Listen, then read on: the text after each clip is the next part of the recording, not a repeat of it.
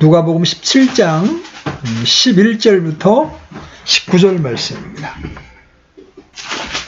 누가복음 17장 11절로 19절 말씀. 자, 다 찾으셨으면 합독하도록 하겠습니다. 시작. 그분께서 예루살렘으로 가실 때에 사마리아와 갈릴리의 한가운데로 지나가시니라. 그분께서 어떤 마을로 들어갔음에 나병 환자 10사람이 그분을 만나 멀찍이 떨어져 서서 목소리를 높여 이르되 예수님이여 선생님이여 우리에게 긍휼을 베푸소서 하거늘 그분께서 그들을 보시고 그들에게 이르시되 가서 제사장들에게 너희의 몸을 보이라 하시니 그들이 가다가 정결하게 되니라. 그들 가운데 한 사람이 자기가 나은 것을 보고 돌아와 큰 소리로 하나님께 영광을 돌리며 그분의 발 앞에 얼굴을 대고 엎드려 그분께 감사를 드리니 그는 사마리아 사람이더라. 예수님께서 응답하여 이르시되 10사람이 정결하게 되지 아니하였느냐? 그런데 그 9사람은 어디에 있느냐? 이 타국인 외에는 하나님께 영광을 돌리러 돌아온 자를 찾을 수 없도다 하시고 그에게 이르시되 일어나 내 길로 가라. 내 믿음이 너를 온전하게 하였느니라 하시니라. 아멘. 여러분, 이제 이스라엘 땅에서 사마리아 땅이라고 하는 건 특별한 위치를 점하고 있어요. 원래 이스라엘이 한 나라였다가 북왕국 이스라엘과 남왕국 유다로 이제 이렇게 분당이 되죠. 우리 남북한이 지금 분단되어 있는 것처럼 위에 북왕국이 아시리아에게 멸망을 당하게 되면서 아시아 사람과 북왕국 이스라엘 사람들이 이렇게 혼혈이 됩니다. 막 섞여버리게 되는 거예요. 그러다 보니까 이 남왕국 유다 백성들이 이쪽 사마리아, 북왕국 이 사마리아에 있는 사람들을 인간 취급을 안 했어요. 잡종이다 이런 식으로 이제 생각을 한 거죠.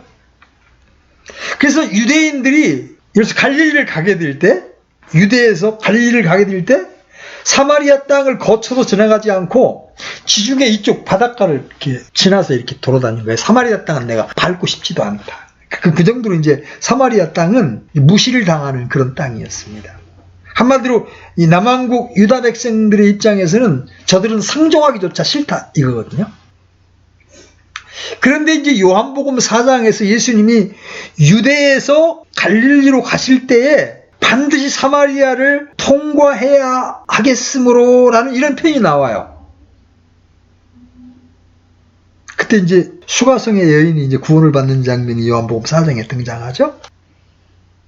근데 오늘 본문은 반대로 갈릴리에서 유대로 오시는 길인데 예수님이 사마리아 땅을 피하시지 않고 그곳을 통과하십니다. 주님은 남왕국 유다의 백성들과 다르게 사마리아 땅을 통과하셔야만 했습니다.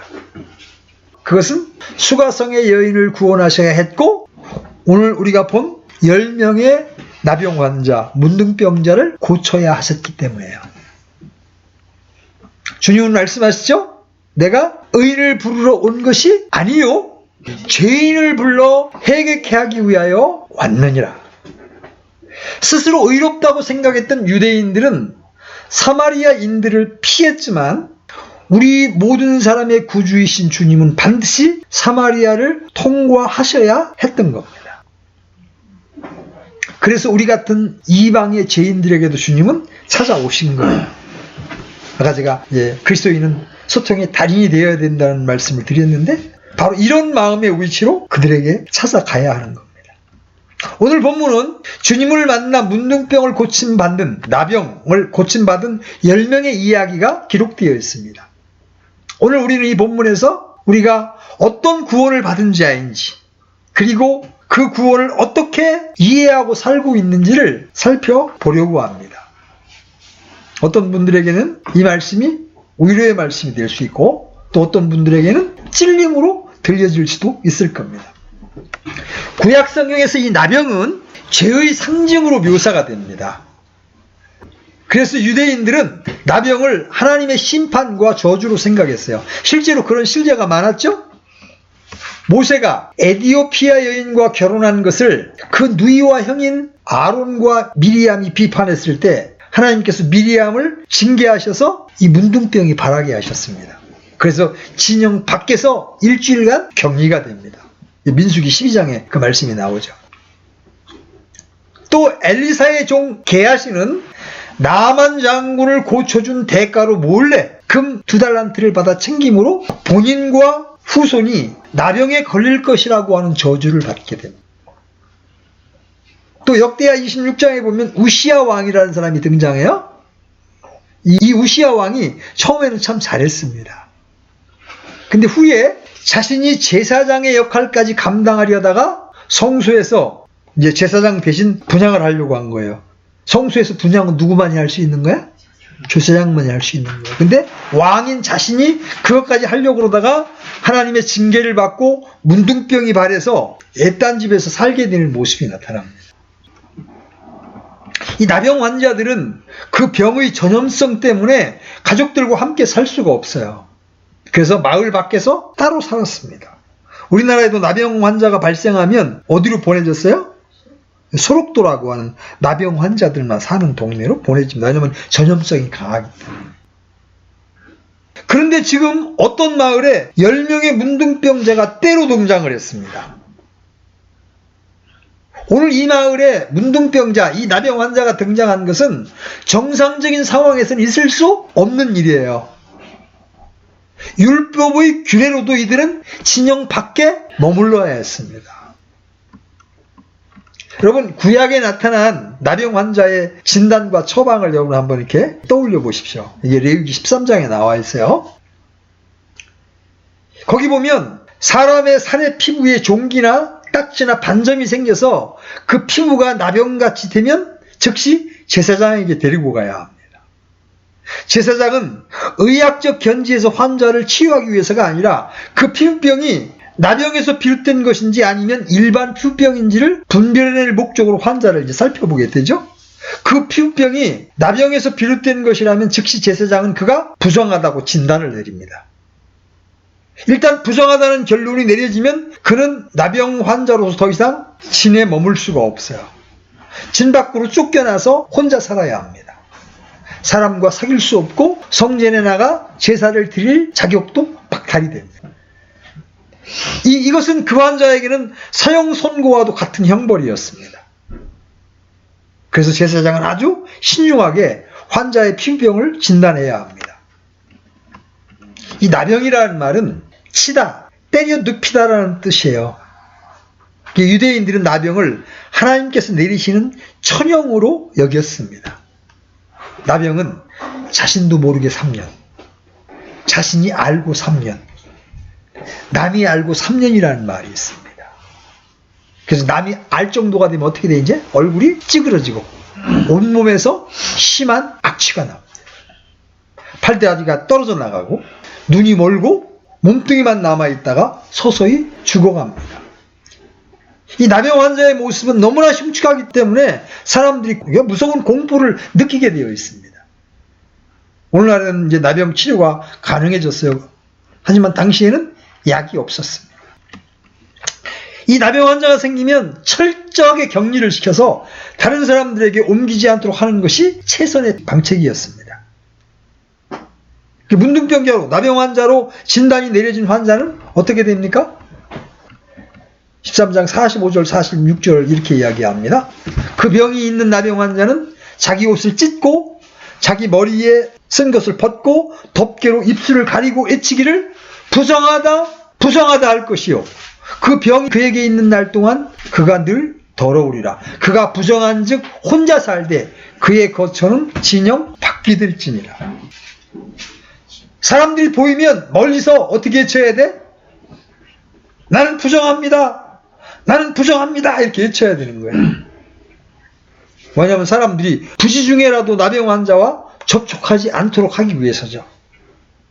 나병 환자에게 가장 큰 고통을 주는 것은 그가 부정함으로 혼자 살되 진 밖에서 살라는 명령이었습니다. 나병 환자에게 내려진 선고는 종교적, 사회적 사형 선고와 같은 거예요. 사랑하는 가족을 떠나야 합니다. 사람들과 사귈 수도 없습니다. 조롱과 멸시 가운데 살아야 했습니다. 살아있지만 산 것이 아니죠. 그렇죠? 차라리 죽음만도 못한 것이었습니다. 오늘 우리는 여기서 10명의 문둥이의 죽을 각오를 볼 수가 있습니다. 그래, 어차피 우리는 끝난 인생인데 어쩌면 예수라는 분이 우리를 고쳐줄 수 있을지도 몰라. 그분은 중풍병자도 고쳤대잖아. 그분은 태어나면서부터 소경이 된 자의 눈도 띄워주셨잖아. 그런 소문을 들었을 거 아닙니까? 그죠? 아마 그들은 죽기를 각오하고 이 마을에 들어왔을 거예요. 여러분, 진짜 살고 싶으면 체면 가릴 수가 없는 겁니다. 그렇죠? 체면을 차린다는 건 뭘 얘기해? 아직 그만큼 여유가 있다는 거예요. 솔로몬에게 여인을 한번 보십시오. 딸을 고칠 길이 더 이상 없음을 알았을 때 예수님으로부터 계칙을 받으면서도 주님께 긍휼을 구하는 것을 볼 수가 있잖아요. 오늘 이 10명의 나병 환자는 주님께 긍휼을 구합니다. 우리에게 긍휼을 베푸소서. 이 짧은 기도에 그들의 해안과 간절한 염원이 담겨 있는 거예요. 주여 저를 고쳐주소서. 주님은 우리 인생들에게 약속하십니다. 고난의 날에 나를 부르라. 내가 너를 건지리니 내가 나를 영화롭게 하리라. 시편 50편 15절 말씀이죠. 우리 주님은 긍휼을 구하는 자에게 긍휼을 베푸시는 긍휼에 풍성하신 하나님이십니다. 죄를 미워하시되 마귀에게 속고 있는 죄인들을 불쌍히 여기시는 하나님이세요. 그래서 우리의 구원과 관련해서 사도 바울은 어떻게 이야기해요? 여러분 여기 적어놓으시고 에베소 2장 4절 한번 잠깐 다녀옵니다. 에베소 2장 4절 같이 읽습니다. 시작. 긍휼이 풍성하신 하나님께서 친히 우리를 사랑할 때 보여주신 자신의 크신 사랑으로 인하여 심지어 우리가 죄들 가운데 죽었을 때에 우리를 그리스도와 함께 살리셨고 우리가 은혜로 구원을 받았느니라. 하나님의 긍휼, 그렇죠? 우리를 불쌍히 여기시는 거예요. 그리고 마음으로만 불쌍히 여기시지 않고 그런 우리를 살리시기 위하여 기꺼이 자신을 희생하시는 것. 이게 그분의 긍휼과 그분의 사랑이잖아요. 그런데 이 나병 환자들의 주님께 대한 청원에 주님의 대답이 생뚱맞습니다. 그래, 이리와 쭉 무릎 꿇고 앉아라. 내가 안수기도 해줄게.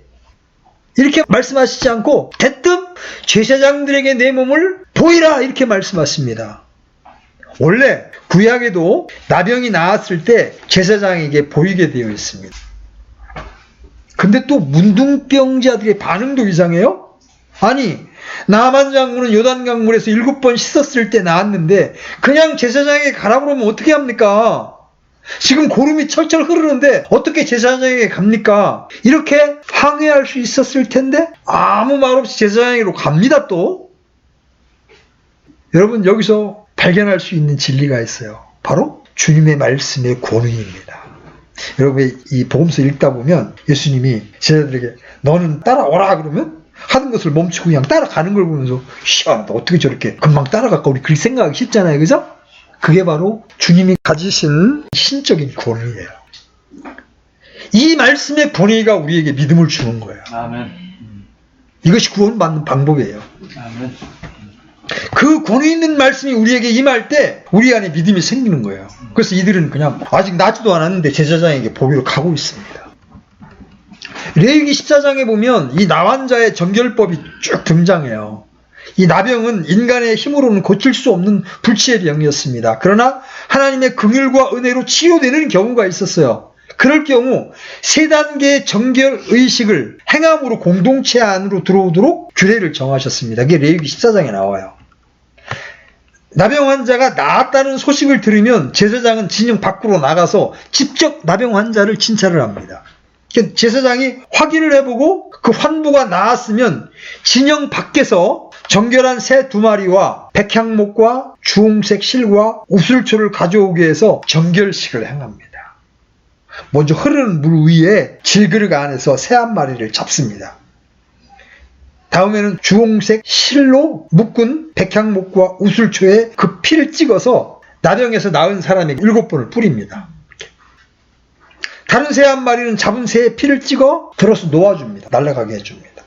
이는 환자가 나병에서 해방되어 다시 자기가 살던 곳으로 되돌아감을 상징합니다. 이것은 그동안 살았으나 죽은 자와 같이 살던 옛사람이 죽고 새 사람이 되었다는 확신을 가지고 새 생활을 출발하도록 돕는 의식이라고 할 수가 있어요.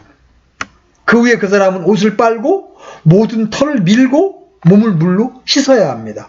그리하면 정하게 되어 진으로 들어올 수 있어요. 근데 그걸로 끝나지 않아요. 진 밖에서 희생을 드린 그 사람은 자기 집으로 바로 들어갈 수가 없어요. 다시 자기 장막 밖에서 7일 동안을 거해야 합니다. 7일 동안 집 밖에 거함으로 가족들을 안심시키고 그를 맞을 준비를 하도록 했을 겁니다. 7일 후에 다시 그 모든 털을 밀되 머리털과 수염과 눈썹을 다 밀고 그 옷을 빨고 몸을 물에 씻어야 합니다. 옷을 빨고 모든 털을 밀고 몸을 물로 씻는 것은 옛사람이 죽고 다시 태어남을 상징해 주는 거예요. 이는 다시는 다른 사람에게 혐오감을 주지 않고 정결한 몸과 마음으로 하나님의 백성으로 살 것을 서원하고 결단하는 표현이라고 할 수가 있습니다. 이렇게 자신을 정결케 한 후에 자기 장막으로 들어가 가족과 함께 거할 수가 있어요. 그런데 한 단계를 더 거쳐야 돼요. 자기 장막 밖에서 7일을 지낸 후에 8일째 먼저 하나님께 속죄를 위한 희생을 드려야 합니다. 제사장은 범법 헌물, 우리 속건제라고 보통 얘기했던 이 범법 헌물의 희생의 피를 취해서 정결함을 받을 자의 오른쪽 깃볼과 오른쪽 엄지 그리고 오른발 엄지에 발라야 합니다. 그리고 제사장은 왼쪽 손에 기름을 찍어서 주 앞에 7번 뿌리고 또 제사장은 자기 손에 남은 기름을 정결하게 드릴 자의 오른쪽 깃볼과 오른쪽 엄지와 오른발 엄지에 속건제의 희생의 피를 바른 부위에 기름도 발라야 되는 거예요. 이처럼 피와 기름을 몸에 바르는 것은 모든 지체를 구별하여 하나님께 드리며 성령의 도우심으로 새 생활을 하게 됨을 상징하게 되는 거예요. 그 다음에 이제 다른 수양으로 속죄제사, 제헌물을 드려야 했습니다. 그 후에 암양으로 번제를 드리되 소제와 함께 드려 속죄해야 합니다. 이렇게 하면 그가 정결하게 돼서 하나님과 바른 관계성을 회복하게 됩니다. 굉장히 어렵고 복잡하죠? 구약을 보면 참 복잡합니다. 그러나 여기서 우리는 복음을 발견해야 합니다. 이상의 절차를 보면 죄인 한 사람이 하나님의 품으로 돌아오는 과정과 흡사한 것을 발견할 수가 있어요. 정결케 대해야 할 자가 있고 피를 흘리는 새가 있고 순양이 있고 암양이 있습니다. 그렇죠? 그리고 그 일을 집행하는 제사장이 있습니다. 이들의 피와 기름이 나병에서 나음을 입은 자들에게 발라져야 정결하다고 판결을 받습니다.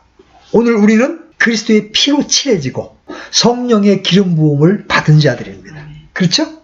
바로 나병에서 나음을 입은 자들이라는 말이에요. 우리 인생들은 어떤 의미에서 진 밖에서 살던 문둥이와 같은 죄인들이었습니다. 우리는 과거에 범법과 죄들로 죽었던 본질상 진노의 자식들이었습니다. 살았으나 죽은 자와 같은 산송장과 다름 없었습니다. 그러나 긍휼하신 하나님께서 그 크신 사랑으로 우리를 찾아오셔서 우리를 그리스도와 함께 살리셨습니다. 아멘? 우리를 고쳐 주신 거예요. 하나님께서 부활하신 그리스도 안에서 우리로 하여금 새 생명을 얻도록 인도해 주신 거예요. 문둥이와 같이 하나님의 가족 밖에서 진 밖에서 살아야 마땅한 자들을 구원하시고 하나님의 거룩한 백성으로 살게 해 주신 겁니다. 여기서 우리는 긍휼과 사랑이 풍성하신 하나님을 찬양하지 않을 수가 없는 거예요. 우리는 나병한 자와 같이 죄와 허물로 죽었던 자들이요. 육신의 욕심을 따라 살던 본질상 진노의 자식들이었습니다. 그러나 긍휼에 풍성하신 하나님께서 범법과 죄들로 죽은 우리를 예수 그리스도의 피로 구속하시고 독특한 백성이요 거룩한 민족이요 제사장으로 삼아 주셨습니다. 그렇죠? 우리 베드로전서 2장 9절 한번 가보십시오. 우리를 나병에서 고치신 다음에 우리를 어떤 사람으로 만들어 주셨는지를 보십시오. 베드로전서 2장 9절 찾으셨으면 같이 읽습니다. 시작. 그러나 너희는 선정된 세대요 왕가의 제사장이요 거룩한 민족이요 특별한 백성이니 이것은 너희를 어둠에서 불러내어 자신의 놀라운 빛으로 들어가게 하신 분께 대한 찬양을 너희가 전하게 하려 왔습니다. 하나님께서 우리를 그렇게 만들어 주신 거예요. 자, 보세요. 만약에 이 나병 환자들이 주님의 말씀을 믿지 않았다면 가지 않았을 겁니다. 그렇죠? 그러나 그들이 이 말씀을 믿고 출발했을 때 나병이 나왔습니다. 그들이 가다가 정결하게 되니라. 보세요. 우리 하나님과 우리의 이 씨름이 뭐냐면 하나님 보여주세요. 그러면 믿겠어요. 이게 사람의 요구예요. 하나님 보여주세요. 나 깨끗하게 난 거 보여주세요. 그러면 나 제사장한테 갈게요. 그게 우리 인간들의 태도예요. 근데 하나님은 먼저 믿으라. 그러면 낫는다. 우리는 나면 믿을게요. 하나님은 내 말을 믿으라. 나를 믿으라. 그러면 낫는다. 아까 이제 미경이자의 얘기를 들은 거죠. 우리가 믿음으로 기도하면서 주님께서 내 길을 치료해 줄 것을 그 자매가 믿는다면 하나님의 영광을 볼 수 있겠다라는 마음이 내 마음에 들더라고요. 아까 얘기 들으면서 한번 교제를 한번 해주세요. 저희가 기도할 거라고. 의학적으로 안 되지만 하나님이 내 길을 치유해 줄 수 있다는 믿음으로 기도하라고 한번 교제를 한번 해주세요. 이 사람과 하나님과의 늘 이 다툼은 여기에 있어요. 우리는 뭔가 되는 걸 보고 형편과 환경이 바뀐 걸 보고 따라가려고 그래. 하나님은 먼저 가라. 아브라함에게 내가 지시할 땅으로 가라. 가야 할 곳을 보여주시지 않아요. 먼저 가라. 믿음의 발을 먼저 떼기를 원하신단 말이에요. 근데 우리는 그렇지 못하잖아요. 그죠? 많은 경우. 그래서 믿음의 생활에 실패를 해요. 다 환경과 조건이 갖추어지면 그때 하겠습니다. 그건 믿음이 아니에요. 믿음은 하나님의 말씀을 듣다가 또는 하나님의 말씀을 읽다가 하나님께서 내게 주는 약속이 있을 때, 그 약속은 내 형편으로 보면 절대 불가능한데, 그래도 그것이 하나님이 내게 주신 약속이면 하나님이 이루어 주실 줄 믿고 발걸음을 떼는 것이 바로 믿음입니다. 아멘?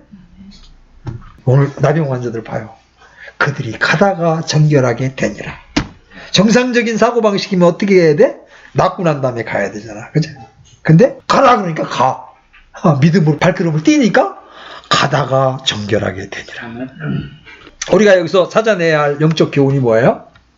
주의 말씀을 믿으면 그 믿음대로 된다는 겁니다. 아멘? 아멘. 믿음대로 될지어다. 어느 날 우리는 복음을 듣고 그 말씀을 믿었습니다. 예수님의 피로 우리의 모든 죄가 씻겨졌다는 것을 믿었습니다. 그 순간 우리는 하나님 앞에 정결하게 된 것입니다. 예수님은 율법을 완성하러 오신 주님 자신이 십자가에 죽으셔서 율법을 완성하실 때까지는 율법의 규례를 따라 제사장에게 보이게 하셨습니다. 신약의 경륜에 의하면 안 보여도 되잖아요. 그죠? 근데 예수님은 십자가에서 숨을 거두실 때까지 율법 아래 나셨기 때문에 율법을 이렇게 존중하신 거예요. 자신이 영원하신 대제사장이시면서도 그 당시에 하나님의 경륜을 존중하신 거예요. 또 본문에서 우리가 찾아봐야 될 영적 교훈이 뭐냐면 바로 우리의 모습을 발견해야 합니다. 이 짧은 구절에서 여러분은 전율을 느껴야 돼요. 이 나병 환자 중에 하나가 여러분이었다고 한번 생각해 보세요. 고름이 철저 흐릅니다. 손가락이 빠집니다. 그래서 사랑하는 가족들과 함께 있을 수 없고 멀리 소록도에 떨어져서 따로 살아야 된다고 여러분 한번 가정해 보세요. 어느 날 반점이 생기더니 고름이 나오고 온몸이 썩기 시작합니다. 그래서 사랑하는 가족과 격리되었습니다. 모든 것을 잃었습니다. 살아있을 때 산 것이 아니었습니다. 보통 사람들이 누리는 행복을 전혀 누리지 못하는 그런 자가 되었습니다. 그 정도 되면 죽지 못해 사는 거죠. 그죠? 이런 상태가 여러분이거나 여러분의 사랑하는 자식이었다고 한번 생각을 해보십시오. 나병이 나았다는 것은 사랑하는 가족 품으로 돌아간다는 것을 말하는 겁니다. 그렇죠? 여러분, 제가 군대를 좀 늦게 갔어요. 이제 학교를 마치고. 논산에서 한 달 훈련을 받고, 이제 카투샤로 뽑혀서 평택에서 다시 이제 한 달을 훈련을 받고, 자대 배치 와서, 석 달 만에 집에 가는데, 집에 간다는 사실 자체가 얼마나 기쁜지 모르는 거야. 석 달밖에 안 떨어져 있었는데도. 그런데, 나병 환자가 돼서 사람들에게 질시와 조롱 가운데 있다가, 사랑하는 가족의 품으로 돌아간다고 한번 생각해 보세요. 더군다나 이스라엘 백성 같은 경우에는 하나님의 성전에서 경배하는 것이 특권이었잖아요. 그죠? 근데 경배도 드릴 수 없었던 자가 이제 하나님의 성전에 나가서 이제 내가 경배할 수 있는 자가 되었다고 한번 생각해 보세요. 이제 그들 안에는 산 소망이 생긴 겁니다. 여러분이 이 나병 환자들에게서 여러분의 모습을 발견하지 못한다면 여러분은 복음을 충분히 이해하지 못한 것입니다. 이제 죽었던 자가 살아난 겁니다. 어둠에서 빛으로 나온 거예요. 사망에서 생명으로 옮겨진 겁니다. 하나님의 가족 바깥에 있던 사람들이 이제 하나님 안으로 들어온 거예요. 우리는 그리스도 밖에 있던 자들이었죠? 애인들이었습니다. 소망도 없던 자들이었습니다. 가정을 이룰 수도 결혼할 수도 없었습니다. 그런데 이제는 하나님의 가족이 되었죠? 가장 멋있는 그리스도의 정혼자가 되었습니다. 이것이 바로 고침을 받은 거예요. 진정으로 사는 자가 된 겁니다. 그래서 에베소 2장 1절에서 바울은 범법과 죄들 가운데 죽었던 너희를 살리셨도다. 그런데 문제는 여기에 있어요. 그런데 10사람이 고침을 받았습니다. 그런데 10사람 중 오직 한 사람만이 돌아와 큰 소리로 하나님께 영광을 돌리고 감사를 드리고 주님께 경배합니다. 이것이 오늘날의 비극이에요. 주님은 오늘 물으십니다. 다른 9사람은 어디에 있느냐? 자기가 정말 추한 죄인이라고 생각했던 사람은 구원에 대한 감격이 있습니다. 성경에는 그런 사람이 여러 명 등장하죠. 주님을 만난 후에 자기 재산을 절반을 내놓고 토색한 것이 있으면 4배로 갚겠다고 말했던 삭개오가 있습니다. 그렇죠? 전 재산과 같았던 향유를 깨트려서 주님의 머리와 발에 부었던 마리아가 있습니다. 그리고 오늘 사마리아 출신의 나병 환자가 있습니다. 유대인 나병 환자들은 다 각자 집으로 돌아가고 끝났습니다. 그런데 딱 한 사람 사마리아 출신 나병 환자만 가다가 자기 몸이 낫는 걸 보고 다시 예수님께 돌아와 예수님 앞에 감사를 드리고 찬양을 드립니다. 어떻게 이렇게 할 수가 있었습니까?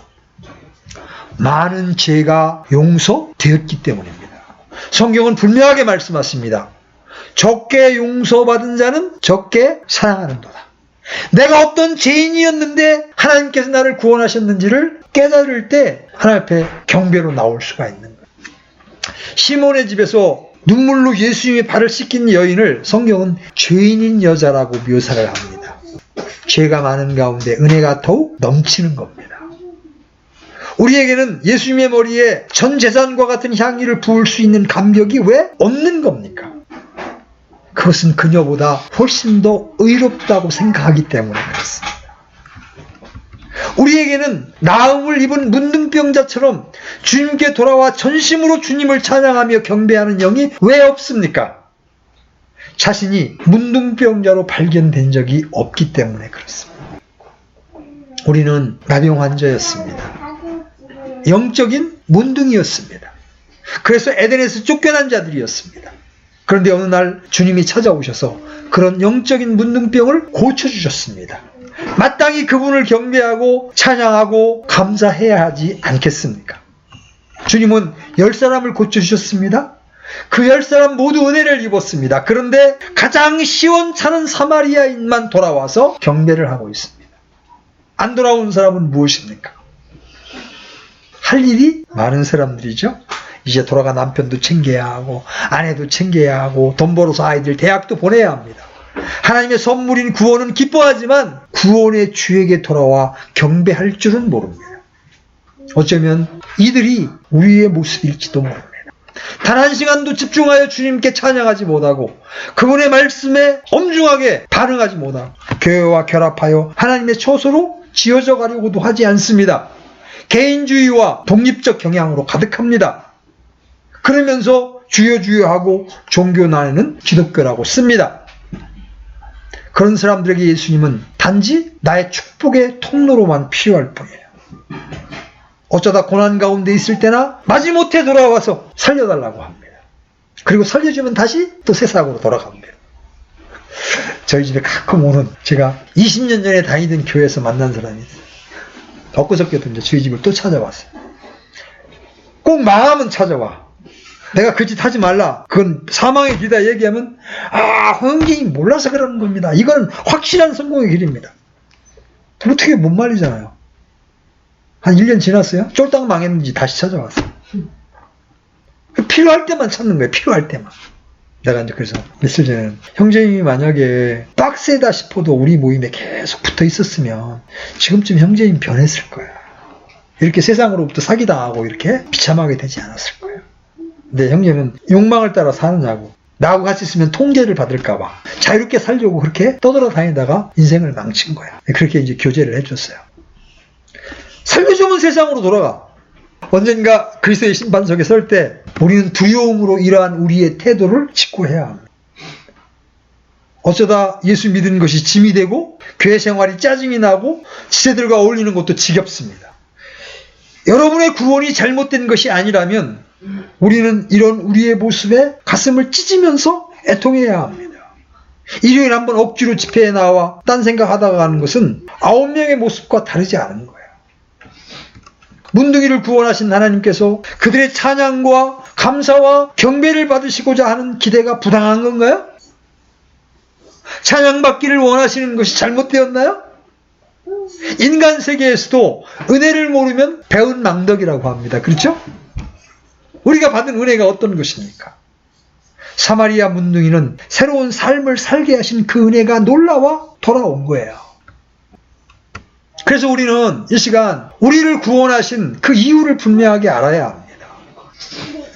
우리 디도서 2장 14절 한번 열어보십시오. 디도서 2장 14절. 아까 베드로전서 2장 9절은 봤기 때문에 디도서 2장 14절 한번 열어보십시오. 찾으셨으면 같이 읽겠습니다. 시작.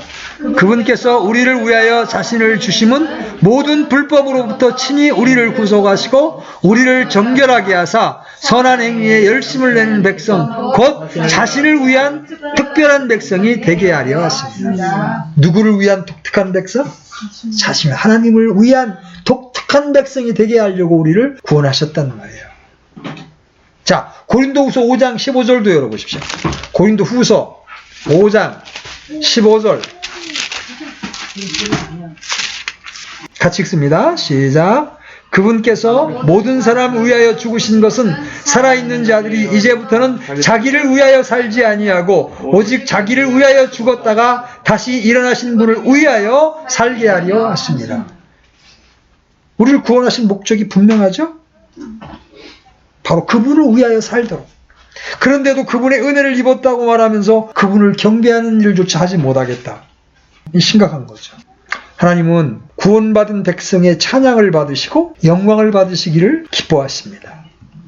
왜 감격과 감동이 없습니까? 적게 용서받았기 때문에. 죄가 많은 가운데 은혜가 넘치는 거예요. 여러분이 성경에 빛 앞에 어떤 문둥이였는지를 깨닫고 그런 여러분을 깨끗게 하신 주님의 사랑과 은혜를 기억하십시오. 자, 누가복음 17장 19절 마지막 절에 보면 주님이 이렇게 말씀하십니다. 내 믿음이 너를 온전케 하였느니라. 구원을 받고 구원의 주를 전심으로 섬길 때에 우리는 온전케 되는 거예요. 개역성경은 내 믿음이 너를 구원하였느니라고 말합니다. 그러나 이것은 구원의 문제가 아니에요. 우리의 믿음이 온전케 되는 문제예요. 여러분, 구원의 은혜를 다시 발견하십시오. 그리고 주님께 경배하는 자들이 되십시오. 마음에 없는 경배, 마음에 없는 헌금, 하나님 지겹다고 말씀하십니다. 내 마당만 밟는다고 말씀하십니다. 구원하신 주님을 깊이 생각하십시오. 그리고 교제할 지체와 교회가 있음에 감사하십시오.